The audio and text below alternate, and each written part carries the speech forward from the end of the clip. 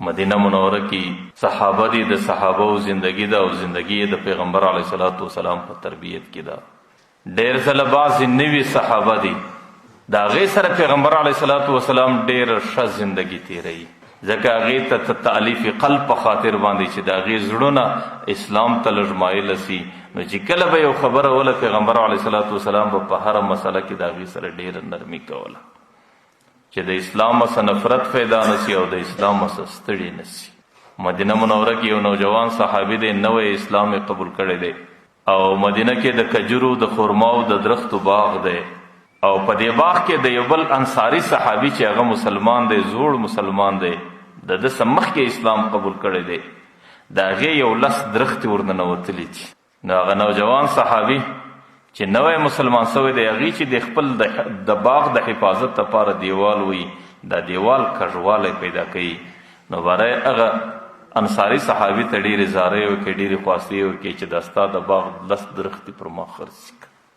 هغه انصاري بوډا صحابي دی، د هغې په دماغ کې دا خبره نه راځي، په هیڅ شکل نه تیارېږي. آخر هغه نوجوان صحابي چونکې نوی مسلمان دی، رالی پیغمبر علیه الصلاۃ والسلام باندې یو ناز کوي، ورته یې د الله رسوله که چیرې ته د دغه صحابي څه ماته دا لس درختې راواخې او د دې په خاطر باندې زما د باغ دیوال سیده سي، نو بیا خو به ستا پر ما باندې ډېر لوی احسان ني او زه به په دې عمل باندې ډېر خوشحاله سم. ما درته ویل پیغمبر علیه الصلاۃ والسلام چونکې د دې صحابو ډېر خیال ساتئ، ځکه د مؤلفة القلوب چې دی نوي نوي مسلمانان سوي او مسلمان د اسلام طرف ته پیغمبر علیه السلام د دوی د مینې او د رغبت د زیاتوالي ډېر کوشش کاوه. پیغمبر علیه الصلاۃ والسلام هغه بوډا صحابي راوغوښتی، هغه بوډا صحابي ته اول ځل خبره کوي، ورته یې سړی دا مسلمان نوی مسلمان دی او الله تعالی اسلام ورپه نصیب کړی دی او تا ته د دې خپلو درختو پوره قیمت درکوي، نو زه تا ته یو خواست کوم چې دا درختې پر دې صحابي باندې خرڅ شي که. ما درته ویل هغه صحابي چونکې بوډا صحابي دی، د هغې په دماغ کې نه راځي. د دې بوډاګانو کله کله د عمر تقاضایي یا د دماغ کمزوري ډېرې خبرې چې پر کومه خبره باندې دی ودرېدی، بس بیا در دی د هغې خبرې څخه اړول او اوښتل دا ډېره مشکله مرحله وي. د مابین کې به زه یو لطیفه په یو کتاب کې لیکلې و، یو بوډا ډاکټر ته رالی، طبیب ته رالی، نو هغې ته یې شکایت وکړې، ورته حضرت زما د سترګو دید کم دی. هغه ورته بوډا دا د عمر تقاضا ده، د بوډاوالي تقاضا ده. دویم شکایت ورته کوي، وایي زما د غاښونه ورځ په ورځ رژېږي. هغه بیا ورته بوډا دا د بوډاوالي تقاضا ده، دا د عمر تقاضا ده. دریم ځل بیا بوډا ورته وایي چې ولاړ سم پر سترګو مې توره شپه او تیارې راسي. هغه بیا ورته وایي دا د بوډاوالي تقاضا ده. څلورم ځل به ورته وایي دا بوډۍ مې هم درد کوي. د هغې سره بل جواب نسته. اخر بوډا په غوسه سو، وایي ته خو هر څه زه درته وایم ته دا د بوډاوالي تقاضا ده.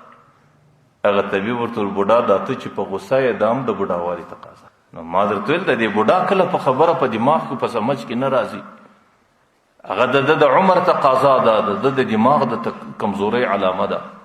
خو بهرحال پیغمبر علیه الصلاۃ والسلام هغه بوډا صحابي راوغوښتی، ورته دا نوجوان نوی په اسلام مشرف سوی دی، که د ده سره د احسان کولو په خاطر باندې دغه لس درختې ورکې، نو ستا به ډېر احسان یې پر ما باندې په پوره قیمت یې ورباندې خرڅ کړه. هغه بوډا صحابي ورته د الله رسوله دا ستا امر دی که مشوره راکړه، که مشوره ده. پیغمبر علیه الصلاۃ والسلام ورته امر خو نه دی، د ځانه سره مشوره وکړه، په خپل اختیار یې ورکړه. ورته د الله رسوله دا زما د پلارو د نیکه راپاته مال دی او زما د پلارو د نیکه جایداد دی، زما د پلارو د نیکه یادګار ما ته راپاته دی. زه په هیڅ صورت کې چې ما ته اختیار راکې، مشوره راکې، زه په هیڅ صورت کې دې ته نه یم تیار چې دا درخت ته یوه دانه چاته ورکړم. پیغمبر علیه الصلاۃ والسلام دویم ځل ورته ویې بوډا پر هغه نوجوان باندې دا درختې نه خرڅوي، پر ما باندې خرڅ کړه. زما سره احسان وکړه، پر ما باندې زه به د دې قیمت له درکړم. هغه بوډا بیا ورته ویې د الله رسوله امر دی که مشوره او فیصل که صرف یو مشوره ده؟ پیغمبر علیه الصلاۃ والسلام ورته امر خو نه دی، صرف یو مشوره ده، یو خواست دی. هغه بوډا بیا ورته ویې د الله رسوله زما دا شی نه زړه کېږي. چې کله هغه خبره هم واپس کله هغه بوډا د باندې ووځي در دروازه. پیغمبر علیه الصلاۃ والسلام باره غږ ورپسې وکړي، هغه بوډا یې نه اوري. ورته یې بوډا که دا 10 درختي دغه نوجوان ته ورکې د دې په مقابل کې په جنت کې زستا د باغ ضمانت اخم، په جنت کې زستا د کور ضمانت اخم. هغه بوډا نه واورېدله. یو بل صحابي دا خبره ژر پسې ور وځغلوله. د باندې هغه بوډا ته په غوږ کې ویل چې اخرنی پیغام د پیغمبر علیه صلات وسلام دا دی که د دې 10 درختو در سر تیر سي نو زه ستا دپاره د جنت د کور ضمانت اخم، زه ستا دپاره د جنت د باغ ضمانت اخم. هغه بوډا چونګې پیغمبر علیه السلام نه ویني، ما درته ویل د بوډا دماغ دی. هغه ورته لا حاجت لي، زما دې خبرو ته ضرورت نشته، زما خپلې درختې دي زما په یو شکل نظر کېږي. د مجلس کې یو بل صحابي ناست دی، حضرت ابو دحدح د مدینې منورې مالدار صحابي دی. هغې چې کله د پیغمبر علیه صلات وسلام د زیری او ضمانت واورېدی، دستي راغلی پیغمبر علیه صلات وسلام ته وایي یا رسول الله هذا خاصة له ام لعامة المسلمین؟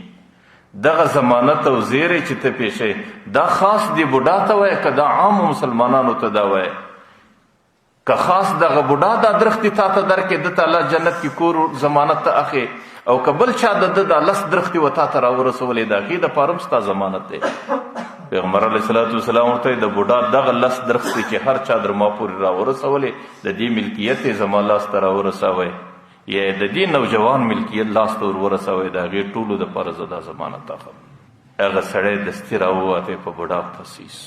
چې کله بوډا کور ته ورسېدی د دروازه ور وټکوله. بوډا چې کله راووتی د کوره سا نو بره ورته ته ما پېژنې؟ بوډا ورته زه خو دې نه پېژنم. ورته زما نوم ابو دحدح دی. ابو دحدح د مدینې منورې مشهور سړی و. هغه ورته یو مستانوم اورېدلی دی. ورته زه هغه سړی یم چې په قبا کې، قبا د مدینې منورې د یو اول طرف محله ده، او زه هغه سړی یم چې په قبا کې زما 1000 درختې باغ دی، او په ټوله مدینه کې زما د باغ مثل څوک نه لري. بوډا ورته یو بالکل مې اورېدلی دي، ستا د باغ غوندې باغ په دې ټوله مدینه کې نشته. ورته بوډا یو سودا در سره کوم دا 10 درختې رانسه. بوډا اول انکار کوي چې د 10 درختو خرڅلاو ته حاضر نه یم. ورته بوډا د مدینې منورې د قبا د 1000 درختو باغ ستا په ملکیت کې راغلی، صرف دا 10 درختې ما ته راکړه. د بوډا زړه دستي ولاړ سو او بوډا ډېر خوشحاله سو، دستي سودا کولو ته تیار سو. هغه 10 درختې ورکړلې او د هغې څه وروسته هغه خپل باغ یې د ده څه تسلیم کړي. دی چې کله رالی پیغمبر علیه صلات وسلام ته ډېر خوشحاله دی.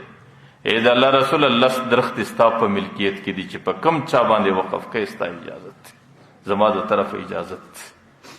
پیغمبر علیه صلات وسلام د خوشحالۍ څه مخ سرس، او پیغمبر علیه صلات وسلام دستي ورته ویل ابو دحدح د جنت د کور او د جنت د باغ ذمهواري دې ما اخیستې ده، زه پر خپله ذمهواري باندې ولاړ یم. ابو دحدح چې د مسجد نبوي سره ووتی رالی د باغ قباله رالی، او په باغ کې کور دی. د باغ څخه لرې یو طرف ته ودرېدی، نارې کې ام دحدح د ده کور والا وه. ولته یو ځل در ما پورې ځان راورسوه. هغې چې کله در ده پورې راورسېدله ورته ما خو د دې باغ سودا کړې ده، نور نه دا باغ زما دی نه ستا دی، نه زما د بچو دی نه ستا د بچو دی.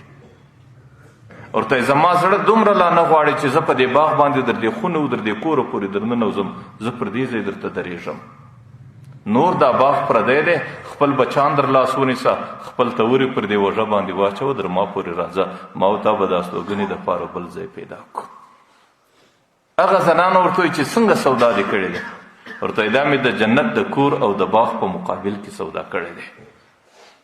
د هغه زنانې په سترګو کې اوښکې راغلې.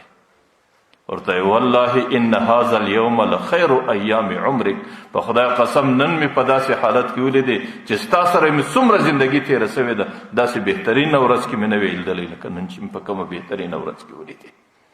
چې څومره دې بهترینه سودا کړې ده او څومره بهترینه دې معامله کړې ده، او د دنیا د یو معمولی باغ چې د هغې څو ورځې زندګي ده د هغې په مقابل کې تا د جنت دایمي باغ رانیولی دی. نو هغه زنانه په ډېره خوشحالي کې ځي، هغه خپل تورې و بچان در لاس راونیسي او بیا یې راباسي او د هغې څه وروسته راسي.